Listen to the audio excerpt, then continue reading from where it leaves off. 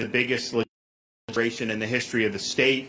The state has just over 1 million masks, 25 masks, 225,000 face shields, 4.2 million gloves, and 100,000. And we have more on the way, more particularly 5 masks.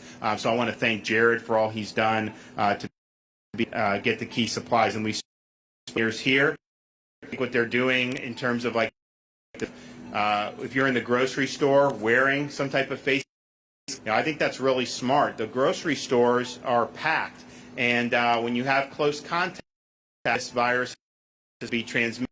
Having the mask, I cut down transmissibility.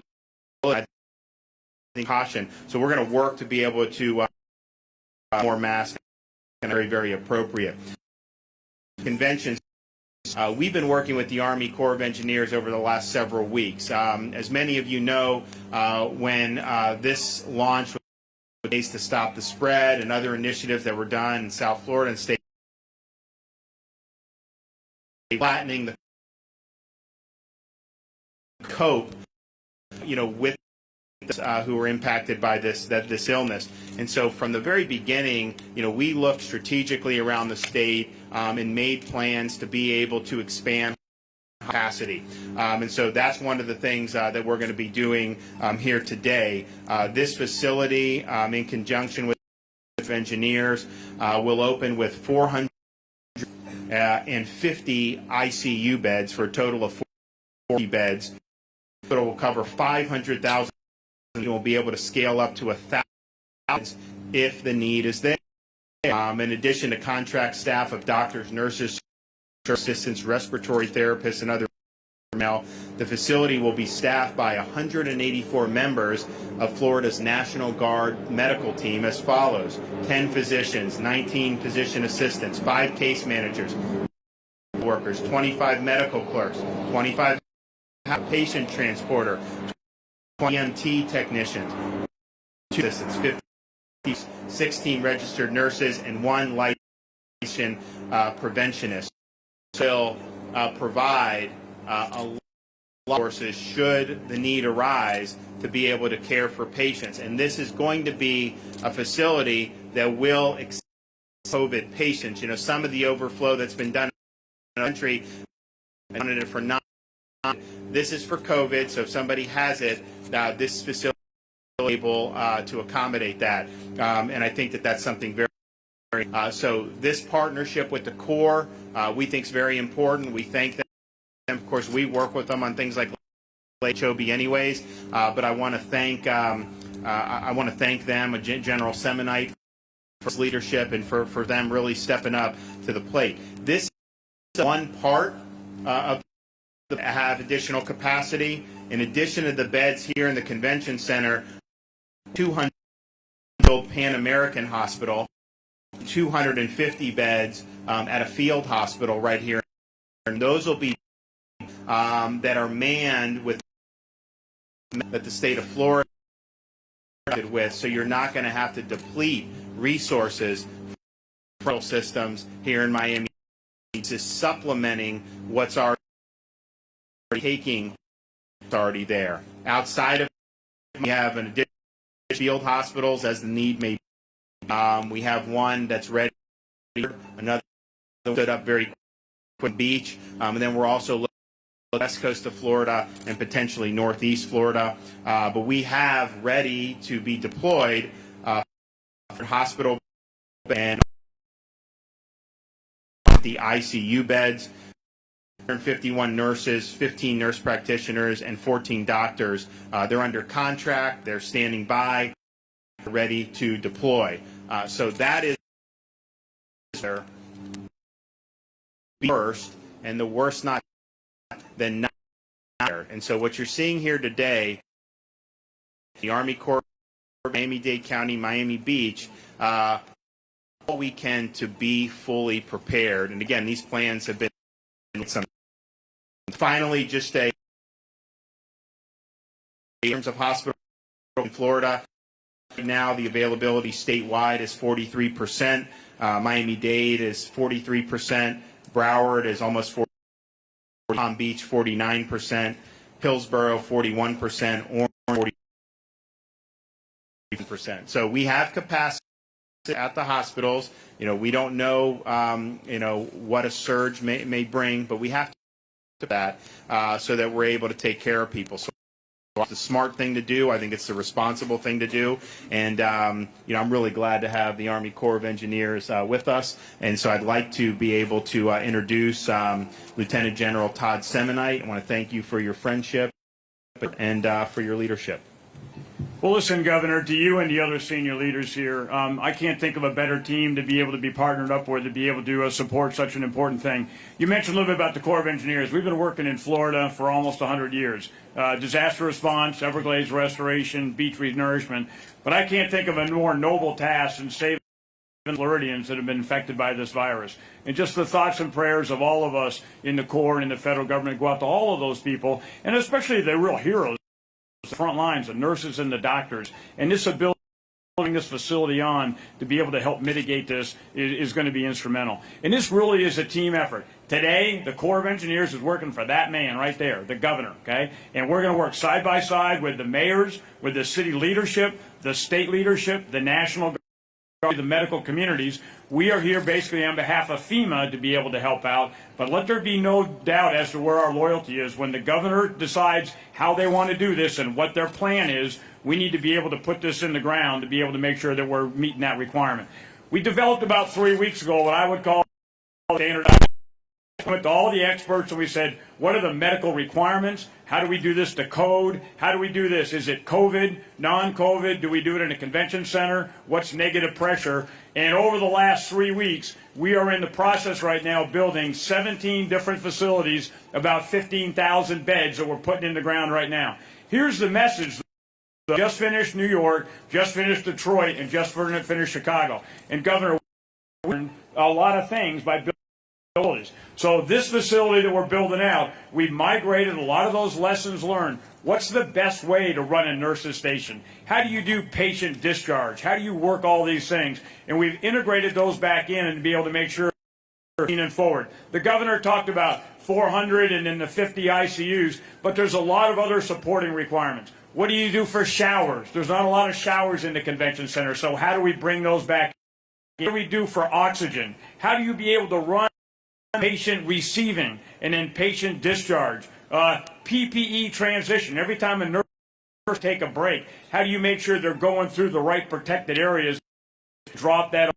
Those things go away so they aren't hurting anything else. And that's what is going to be able to provide. Is that we're very excited to work with this great team. Jared, you and your crew have been phenomenal already. And there's a colonel over there, right there, Colonel Drew Kelly, who works for me. He's in the district. That colonel and everybody in Jacksonville is 100% focused. And we got a lot of tasks right now, but that getting this done. This is a hard build. This is probably a 3-week build. Not 3 weeks. He just sat with me and said, night of the 20th. So this and build it as you'd like. It's suspense. And put them in the way. Everybody focused on that particular obstacle, whether it's local, state, city officials to try to figure out how do I work our way through this? How do we mitigate this? How do we get a solution that is not the perfect solution, but it sure is the mission essential solution, so we make sure that when the first patient needs to show up, there's a bed that's able to do it. So Governor, the mayor's here, you have my commitment, and everybody in the Corps of Engineers and Jacksonville only. We will fly whatever we need to from the United States all around our whole domain in here to be able to get this done, because I think where the is you've got the and you've got the plan. We're just proud to be part of you. I think with that, I'm going to pass over to my. Thank you, General. And Governor, thank you for all the support you've given us here in Miami-Dade County. And this is a great example of the cooperation of federal, state, county, municipal governments. What's here is a 150-bed facility, temporary hospital that we hope never to use. We have to have it just in case that we do for our, again, I can't stress enough you, Governor DeSantis, for all the support you've given us here in Miami-Dade County. Again, I can't again for what. And Mayor Gelber, thank you for allowing us to use.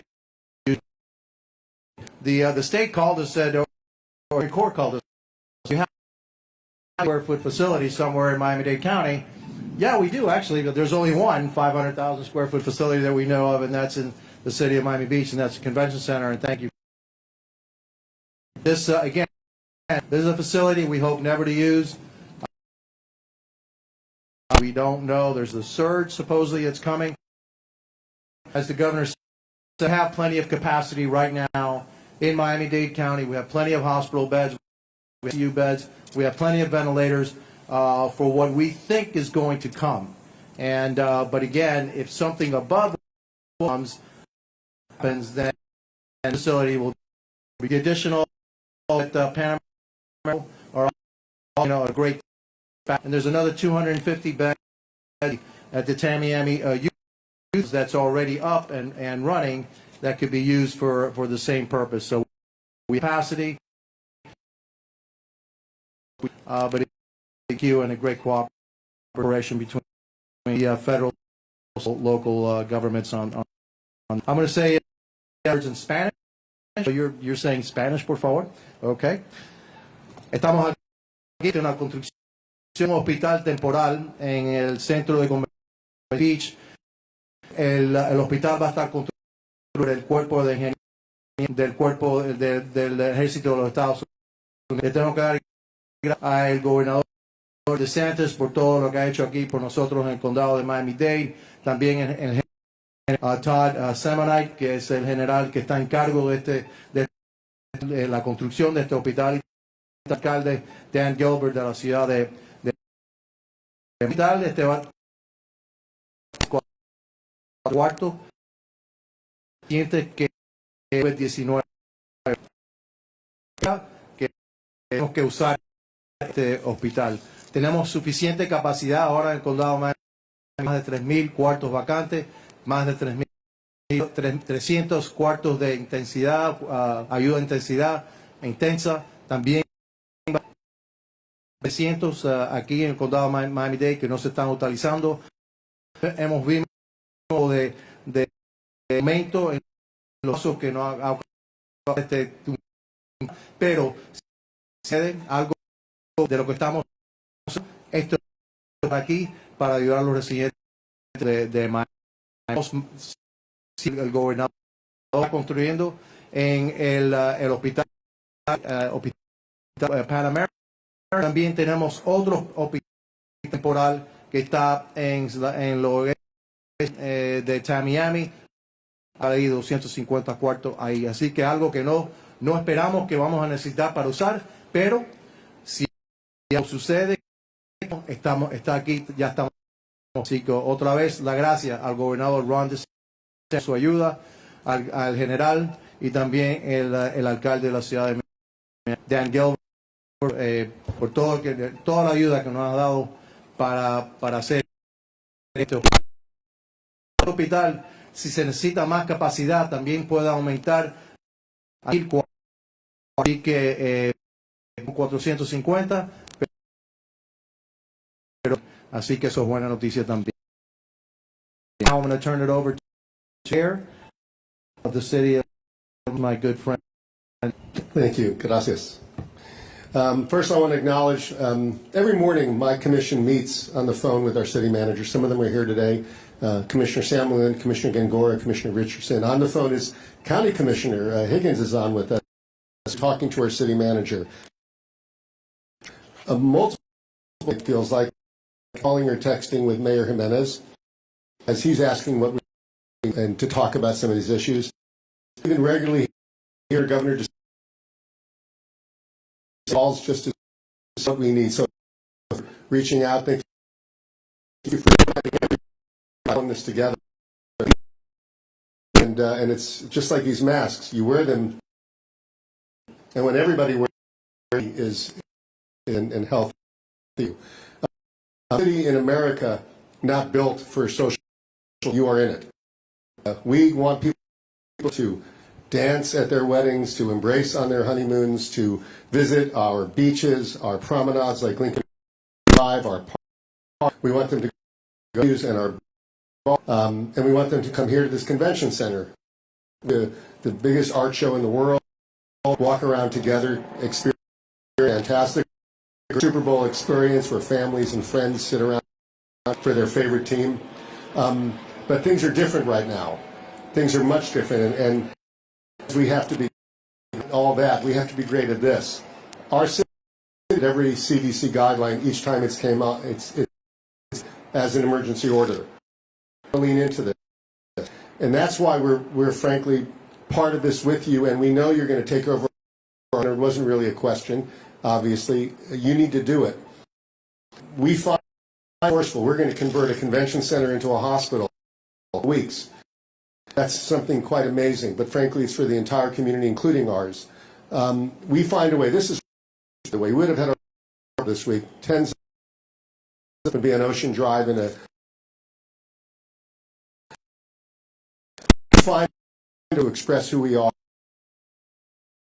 So I want you to know we are grateful to have this and purpose. And we hope that this isn't going to be used. We pray that it's not used, but God is still playing.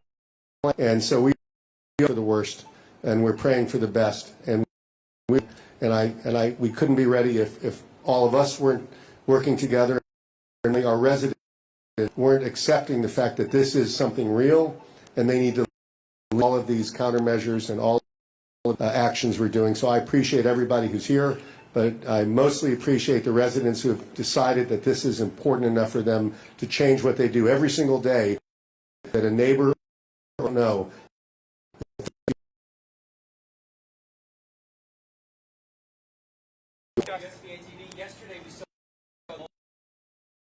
Yeah, so we don't want the line. I mean, so social distancing is important.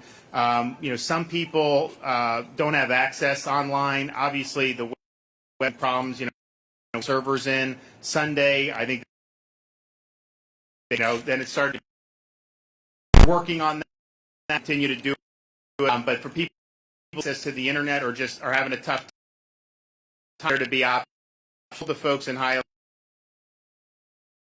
hand it out in the car, or to just do it in a way that's not going to create crowds. I mean, right now, we have respiratory virus that is when you have close, usually sustained contact with somebody, and if you refrain from that and orders state, and I know the mayor here has had this for a while, I mean, is to minimize contact at the household, and so that's what you got to do. So I know that they're going to try to do some where they hand them out to people. Cars. We have a deal with FedEx. FedEx is going to can grab them, mail them back later that day. So we have an option. I have 2,000 employees identified, who aren't a part of these other agencies. We're surging in. So as these applications come in, they got to process. So we're forth an effort we've never really done on a thing like this in the state of Florida before. But I think it's important because of the shock that so many people felt. Things were going along great. I remember when this, when all this really getting heavy in March, the unemployment was 2.8%. I remember looking at the report, thinking like, man, days, and that was going to change. So you have so many people that had jobs through no fault of their furloughed. Some have already been fired. There's other places where maybe they pay you for a little bit, but some of them aren't going to keep doing that. So I think it's important for folks to be able to have access to that. So, but don't violate distancing. I mean, that's just what this is. Stick to the here. You're going to come back to work much quicker on the back end. Governor, if I could, I need to clarify something on that question. Miami-Dade opened up 26 libraries today in order to do exactly what they did but I've been working with the state governor, with the governor and the state of Florida on opening these sites. And so our sites are a lot different. There's everybody do distancing, and so you'll see a lot different operation from Miami-Dade County.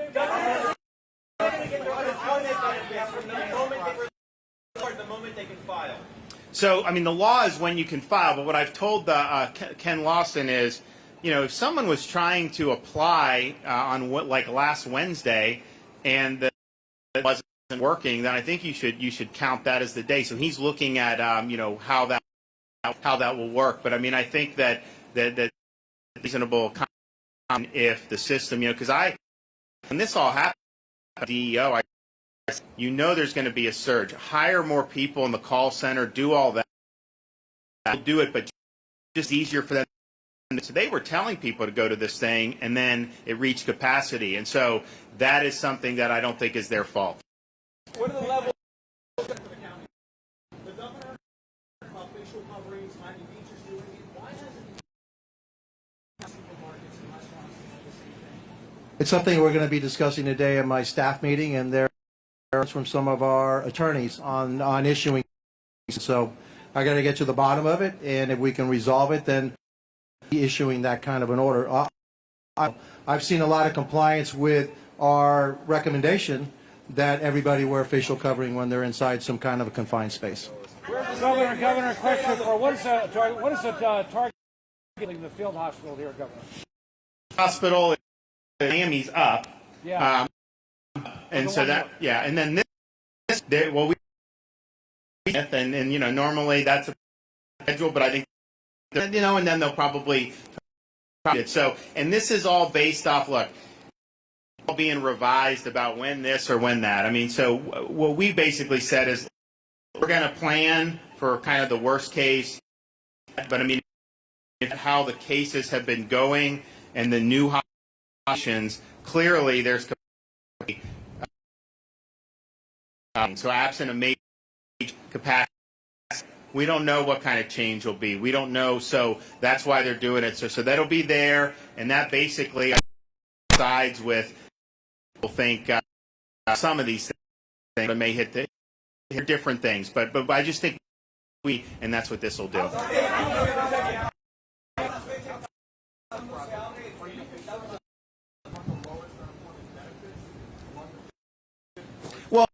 Employment benefits, as you know, is set by law. You know, what I told is, you know, I want people that are applying to get there as soon as possible, because these federal benefits are here tomorrow. The way it is, the feds are working hard to be able to get this money. I know I've been working with Rubio on these small business loans, gotten that out, and even complications to it for government work. I mean, it's amazing that they've been able to get that many out. So, you know, I've said get the money out, do what you do at the state level. We really want to help and prod the Fed take their share. The Fed share obviously is going to be more significant than what we currently have in Florida law. But whatever we have in Florida law, you know, we obviously want to be able to get.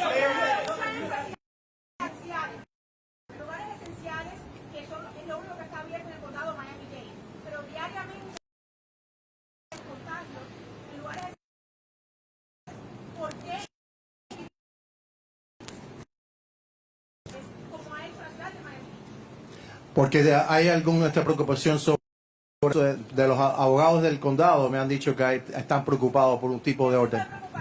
Yo no sé todavía, por eso tenemos reunión con preocupación también.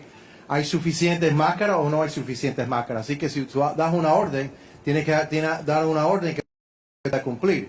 Y sabemos que hay muchas máscaras que es demasiado, no hay suficiente para todas las cosas que deseamos. Let me just before I'll take it, but let me just make a point, because we were talking with and I've been talking with other folks throughout the state and actually people in the White House.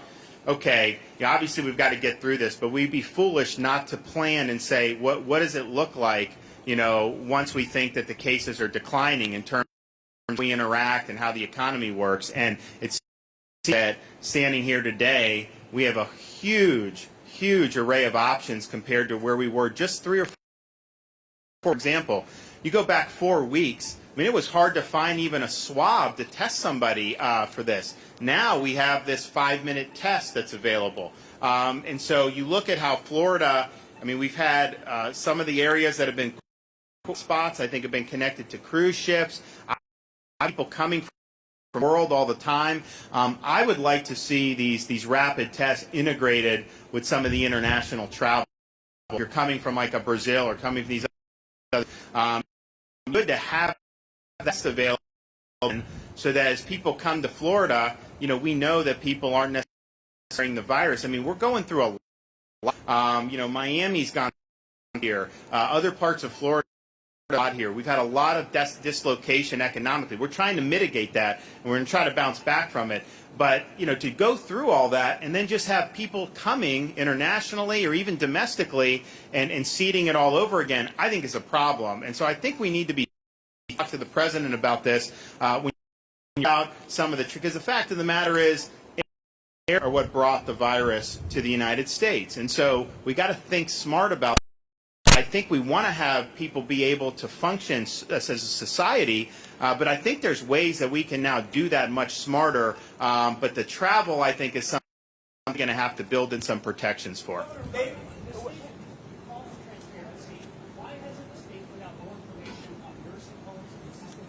We do. First of all, if you look at the report that the State Department of Health puts out, I challenge you to find another state that's even close with transparency. We have we have a dashboard that's in real time as the cases.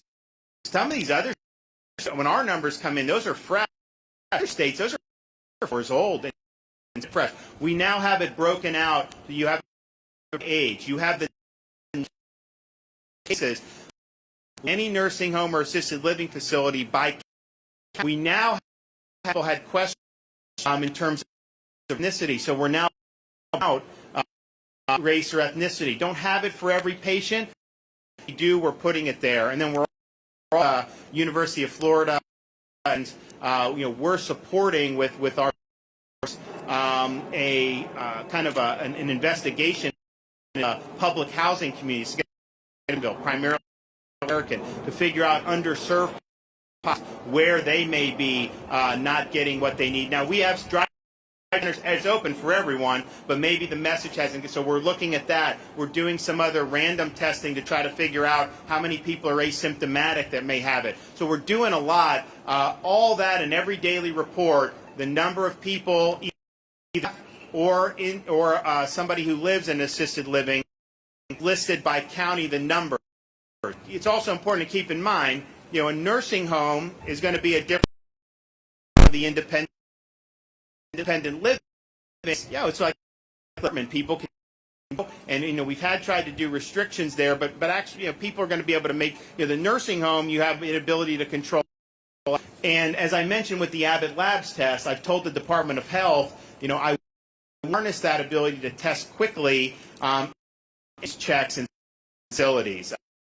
They're working on that, but I told them to deploy that as soon as possible. As far as protected tiers, there is a projection for Miami-Dade County because you do that our hospital needs, our hospital capacity will be exceeded.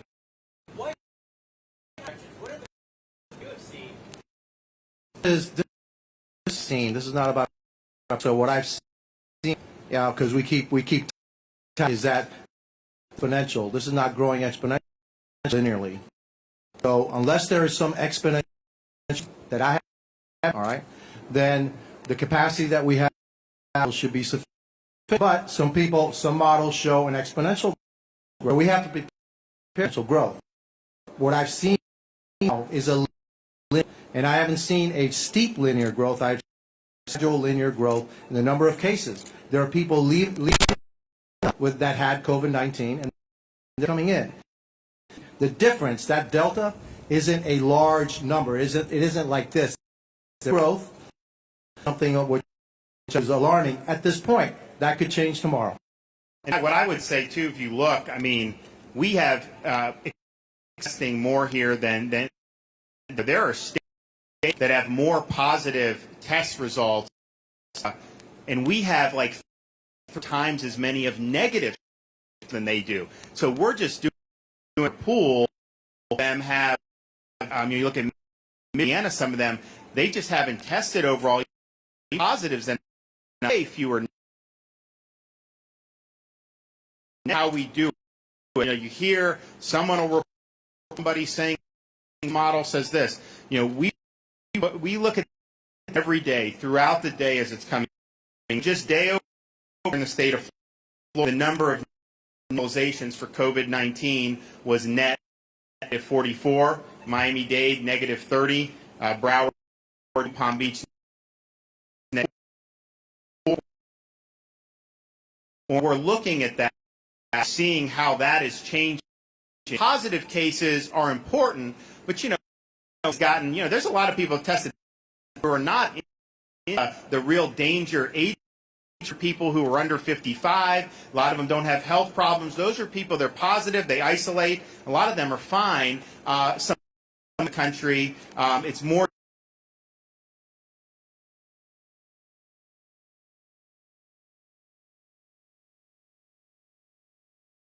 not only important here, hospital under control, so which direction state of Florida, right? So just a big diverse state. I mean, if you look at the case, percent are in just the 3 southeast Miami-Dade, and we audited the 3 counties because of that fact. Those counties would have linear, and then you're looking at hospital capacity. That's that trend in huge jeopardy. But we watch it every day. See anything that big? We're all over.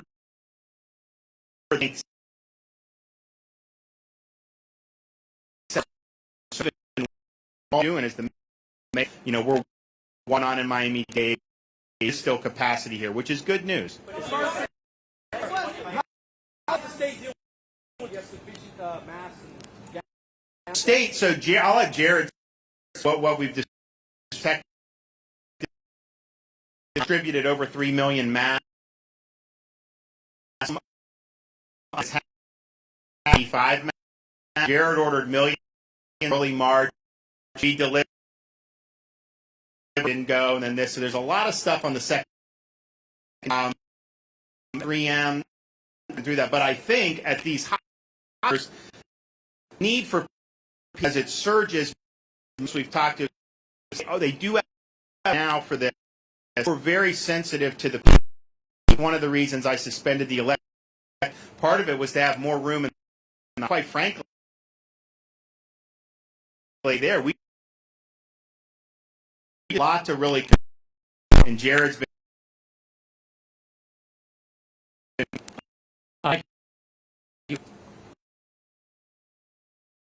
We're running all of the staging area up, the guard, the run. I mean, we didn't. Not I.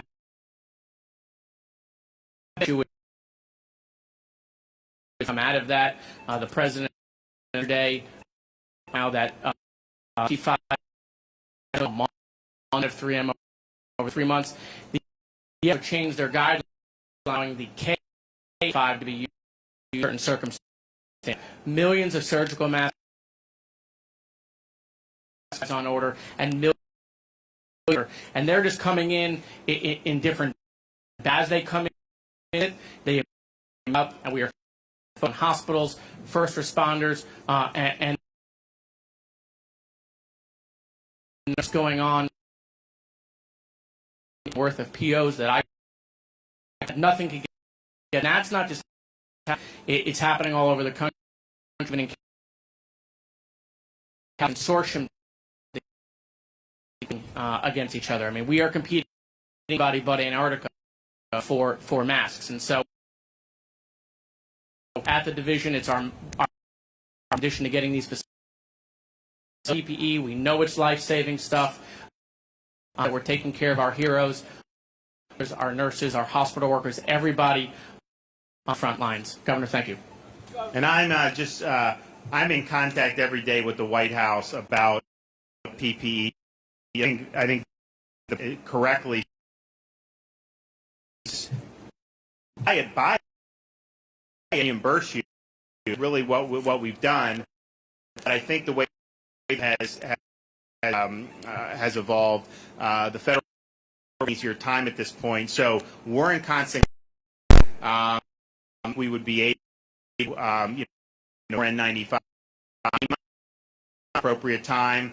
They we're going. We're very transparent for handling things, where the numbers are going, and so they're monitoring that on a daily basis. I mean, obviously they've been doing that with ventilators. I think we've seen a change in demand for ventilators nationwide, but 95 very, very important. Okay. All right. Thank you.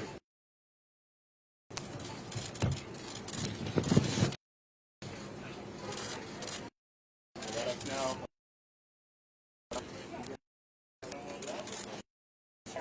Do we have any radio? Any reporters here?